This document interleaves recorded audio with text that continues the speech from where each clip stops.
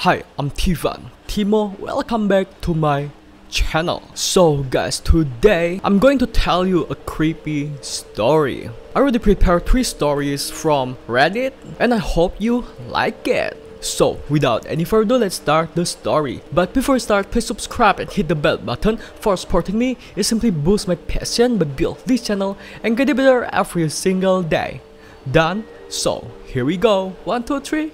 Go. Are you ready? So let's start from the first story. I once found myself in a cave along with 8 or 9 other people. It was the middle of the Pennsylvania wilderness and the only entrance was a small hole in the ground. To enter, you had to sit on your ass, grab a tree root and drop about 7 feet down a step wall to the floor. We all dropped it in and spent at least half an hour exploring this cave. My friend Dan taps me on the shoulder and whispers, "Dude, look at the ceiling." The ceiling was just high enough above our heads to hide the thousands of spiders crawling around on it. We tried to keep quiet about it because we didn't want anyone to flip out, but there was no stopping it. Just seconds later, the whole group noticed them. Everyone got silent and you could actually hear the spiders crawling on the surface of the stone. It was an extra nerve-wracking situation, because the only way to exit the cave was to basically jump up and pull yourself out of a hole surrounded by spiders. 2 of the girls with us were terrified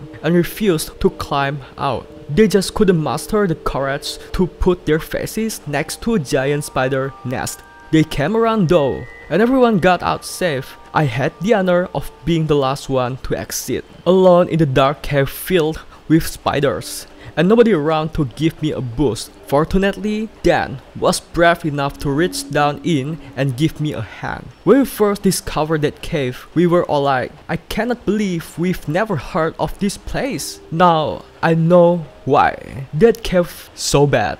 A few months later, I found out the cave is off limits in the fall because of the rattlesnakes. Oh, so guys, anyway, I wanna tell you that this is a real story, okay? This is a real experience from the writer. Even I don't know they are give us the real story or they make it, they create it, but yeah, just consider it as a real story, okay? And I think we can learn from this story is if you wanna go to a place that you don't know, it's better that you have to figure out what that place is. Is that a safe place to explore or not? Because it's so important. Let's say like this story, if they unlucky, they will get bit by that spider. If that spider have poison, it's so dangerous.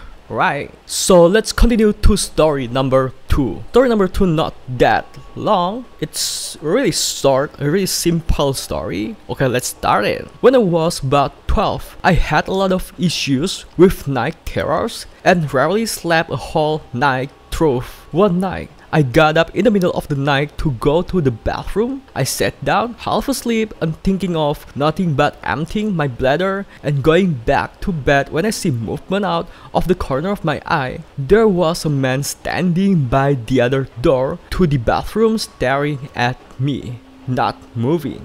He was wearing a tartar gray jumpsuit and had a crutch, little to no hair.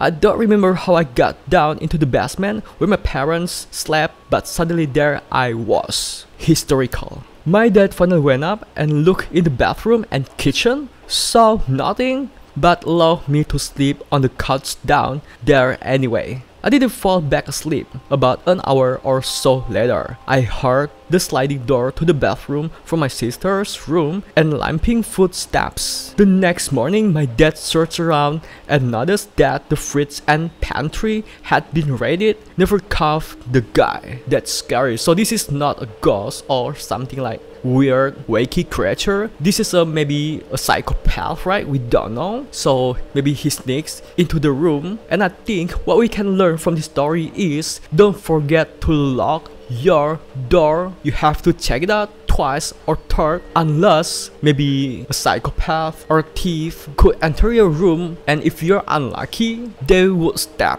you till you die. And that is so dangerous, okay? Please double check your door. You lock it already or not? Now, check it. And let's continue to the last story. I was driving home through back roads I had never been on and came across a bookstore in a tiny town in the woods. The bookstore was actually a house where the front of the home had been converted into a store. There was a box on the porch that said 50 books, so I stopped to see if there were any Stephen King books in there. Middle-aged woman comes out with a huge smile and gives me a bowl of fruit and some tea. I'm like, this place is awesome, and riffled through the books while eating the fruit and downing the tea. Inside the store or home, there were a lot of cool art books and stuff, so I spent some more time in there. She brought me more tea, even when I said, "No, thank you, that's plenty." She kept refilling, gave me dessert too, brownies and cookies. I didn't realize it at the time, but she was dragging me.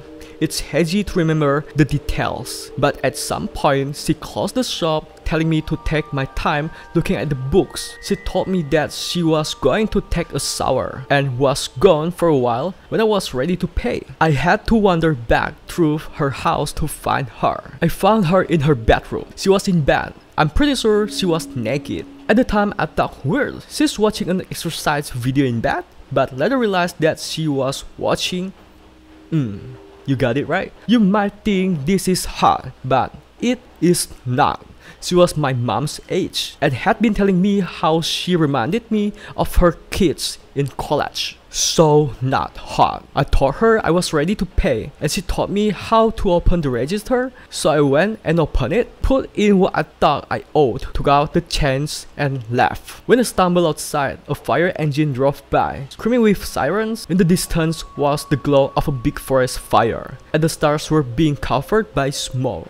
A tall man on a horse watched the fire truck pass. He looked right at me, took a piece of wood or something out of his mouth, and said, "Town's burning." I swear to God I have a crystal clear memory of this happening, even though I'm sure it couldn't have. By this point, I guess I was seriously tripping balls on something. I'm not a drug guy, so I don't know what I had, but I was out of my mind and couldn't hardly walk. I got back in my car and drove home along twisting roads on tall cliffs above the ocean. Twice I realized I was on the wrong side of the road. One of the times I realized this because a massive truck was headed straight for me, lying on the horn and flashing its lights. I kept thinking about how my car could be like an airplane and a submarine if I drove it off the cliff. I can't believe I made it home alive. Later, I realized I was in that house for about 4 hours looking at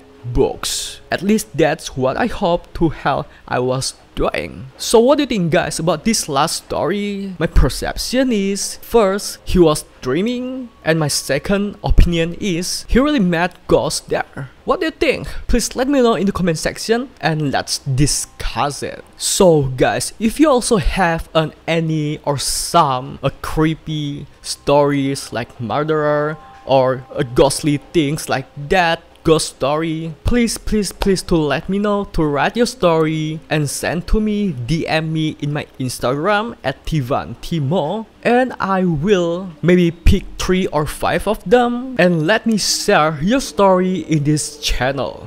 Okay, just DM to my Instagram here. So that's it for today. Please give thumbs up and share if you like this video, and don't miss to subscribe and hit the bell button to get notification from the latest video. I'll see you guys in the next video. Bye.